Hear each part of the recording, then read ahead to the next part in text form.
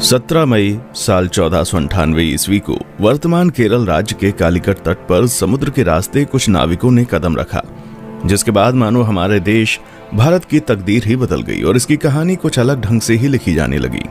दोस्तों, ये वो दिन था जब यूरोपियन समुद्री नाविक एवं खोजकर्ता वास्को डी गामा ने भारत की खोज की थी। अब बहुत से लोग सोच रहे होंगे कि भारत का इतिहास तो हजारों साल पुराना है। सदियों से यहाँ पर जनपद, मौर्य साम्राज्य, गुप्ता साम्राज्य और दिल्ली सल्तनत के आदि राजाओं ने यहाँ पर राज किया था। तो फिर कोई कैसे भारत की खोज 1498 ईस्वी में कर सकता है?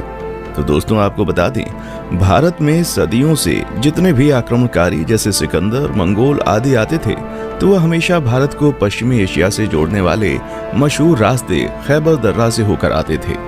लेकिन 17 मई 1498 को वास्को डी गामा ने समुद्र के रास्ते यूरोप से भारत के केरल राज्य के कालीकट तक पहुंचकर एक समुद्री रास्ता ढूंढ निकाला था, जिसे ही वास्तव में भारत की खोज माना जाता है। दोस्तों, आपको बता दें, उस समय भारत अपने कृषि उत्पादों के लिए बहुत ही ज्यादा मशहूर हुआ करता था। विशेषकर मसालों जैसे कि काली मिर्च, इलायची, दालचीनी आदि के लिए बहुत प्रसिद्ध था, जिस कारण उस समय भारत के साथ व्यापार करने के लिए यूरोप तथा अरब के देशों के बीच होड़ लगी रहती थी। लेकिन उस वक्त एशिया के प्रमुख देशों जैसे भारत, चीन, म्यांमार आदि के साथ व्यापार केवल स्थलीय मार्ग से ही होता था, जिसे सिर्फ मुस्लिम शासक एवं व्यापारी ही इस्तेमाल किया करते थे और मुस्लिम शासक उस मार्ग से यूरोपियों को व्यापार नहीं करने देते थे। लेकिन जब यूरोपीय लोग भारत में आने के बारे में और यहाँ की दौलत के बारे में सुनते थे, तो वे भारत पहुँचने के लिए और भी उत्सुक हो जाते थे। इसलिए व्यापार मार्ग की समस्या को खत्म करने के लिए कई यूरोपीय देशों ने यूरोप और भारत के मध्य एक समुद्री मार्ग खोजने का प्रयत्न शुरू कर दिया। मगर कई सालों के प्रयासों के बाद भी कोई सफल नहीं हो सका, क्योंकि उस समय यूरोप में समुद्र को लेकर तरह तरह की अफवाहें उड़ती रहती थी। जैसे कि कई लोगों का मानना था, अगर समुद्र में नाव को बहुत दूर तक ले गए तो नाव समुद्र के अंतिम छोर पर जाकर गिर जाएगी। इसलिए कुछ नाविक समुद्र में बहुत लंबा सफर नहीं करते थे। लेकिन फिर 1960 के दशक में पुर्तगाल के शहर सीन्स में जन्मे वास्को डी गामा ने भारत का समुद्री मार्ग ढूंढकर यूरोप के सामने व्यापार का एक नया दौर शुरू कर दिया और हमेशा के लिए इतिहास के पन्नों में अपना नाम दर्ज करा लिया। कैसे शुरू हुआ था भारत को खोजने का सफर? दोस्तों, वास्को डी गामा का जन्म 1960 के दशक के आसपास ही पुर्तगाल के सिंस में हुआ था। उनके पिता एस्टेवा भी एक अच्छे नाविक एवं समुद्री खोजकर्ता थे। वास्को डी गामा का सारा बचपन अपने पिता के साथ एक नाविक और यात्रा के माहौल में बीता था। फिर सन 1480 में वास्को डी गामा ने अपने पिता का अनुसरण करते हुए पुर्तगाली नौसेना में वो शामिल हुए। यहीं पर उन्होंने नौचालन का एक एडवांस तरीका और लंबी समुद्री यात्रा करना सीखा। फिर उस समय पुर्तगाल के राजा हेनरी, जिन्हें हेनरी द नेविगेटर के नाम से भी जाना जाता था, उन्होंने उत्तर और पश्चिम अफ्रीका में कई सफल समुद्री यात्राओं तथा खोजों को आर्थिक सहायता एवं संरक्षण प्रदान किया था, जिस वजह से बहुत से नाविक नए नए द्वीपों को ढूंढने की कोशिश किया करते थे। इसी के चलते 1487 में पुर्तगाल के ही एक प्रसिद्ध खोजकर्ता बार्टोलोम डायस ने अफ्रीका के दक्षिणी सिरे तक यात्रा करके ये पता लगा लिया था कि हिंद महासागर और अटलांटिक महासागर एक दूसरे से जुड़े हुए हैं।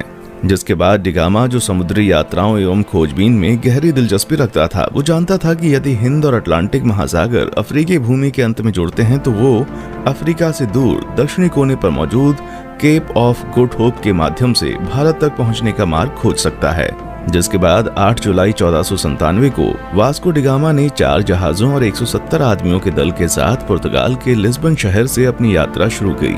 वो खुद 200 टन वजनी सेंट गैब्रियल नामक जहाज में सवार हुआ और अपने छोटे भाई पाउलो को सेंट राफेल नामक जहाज का नेतृत्व सौंप दिया। फिर कुछ दिनों के बाद उनका जहाजी बेड़ा इस समय के मोरक्को देश के निकट स्थित कैनरी द्वीप से गुजरते हुए केप वर्दे द्वीप समूह पहुंचा और वहीं 3 अगस्त तक रुका रहा।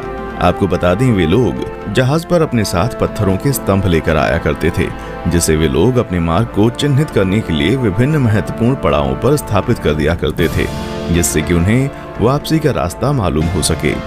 वास्को डी गामा ने गिनी की खाड़ी की तेज समुद्री धाराओं से बचने के लिए अटलांटिक महासागर में एक लंबा चक्का लगाया और फिर केप ऑफ गुड होप के दौरे के लिए पूर्व की ओर एक मोड़ ले लिया। ये भारत की खोज में उनकी पहली प्रमुख सफलता थी।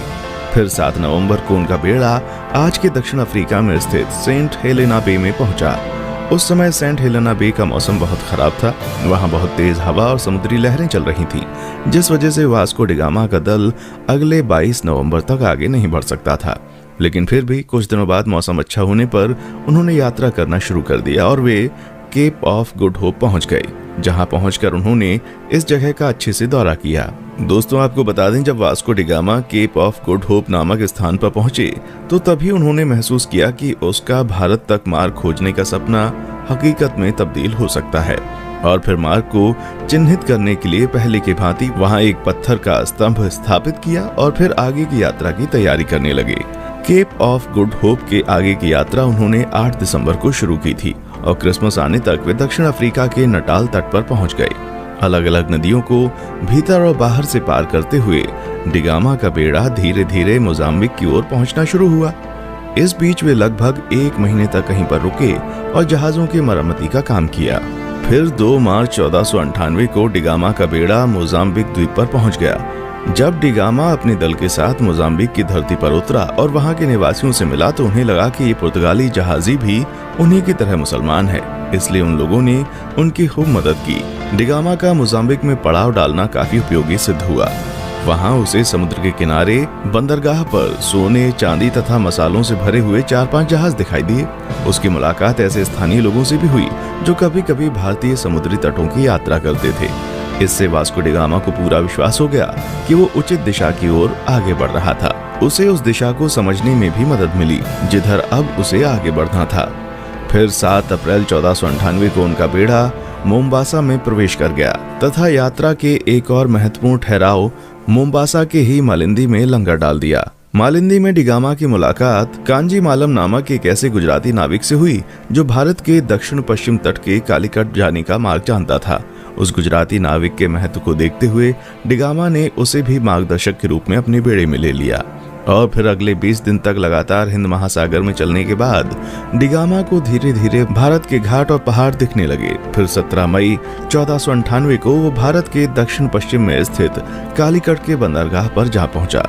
कालीकट में स्थानीय राजनयिकों द्वारा वास्को डी गामा का काफी अच्छी तरह से स्वागत किया गया। वो यहाँ लगभग अगले 3 महीने तक रहा और भारत के बारे में बहुत सारी महत्वपूर्ण जानकारियां इकट्ठा करता रहा।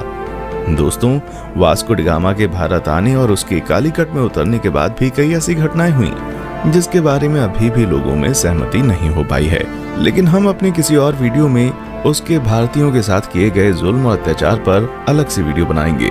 इस वीडियो में हम सिर्फ उसकी यात्रा पर वीडियो बना रहे हैं। दोस्तों, यहाँ 3 महीने रहने के बाद वास्को डी गामा 2 साल से अधिक समय की यात्रा करते हुए 18 सितंबर को पुनः लिस्बन लौट आया।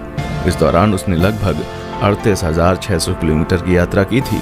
और दोस्तों, आपको बता दें कि इस लंबी साहसिक यात्रा में उसके कुल 170 साथी थे, जिसमें से 116 की यात्रा के दौरान मृत्यु हो गई थी। वास्को डी गामा की इस उपलब्धि से पुर्तगाल के राजा बहुत खुश हुए थे तथा उन्होंने उसे दूसरी बार फिर से 1502 में भारत की यात्रा पर भेजा था।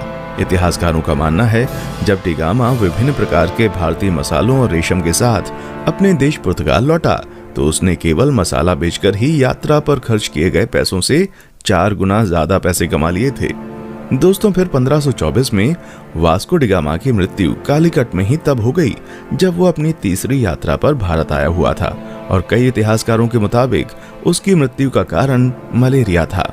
दोस्तों, जब डी गामा ने यूरोप और भारत के बीच का समुद्री मार्ग खोज लिया था तब डी गामा का नाम पूरे यूरोप में बहुत मशहूर हो गया था और उसकी उस साहसिक यात्रा की चर्चा सभी यूरोपीय देशों में होने लगी थी तथा धीरे धीरे अन्य देशों ने भी उसी खोजे गए रास्ते से अपने अभियान भारत भेजने शुरू कर दिए थे, जिस वजह से पुर्तगालियों के बाद डच, डेनिश, ब्रिटिश और फ्रांसीसी भी भारत आना शुरू हो गए थे।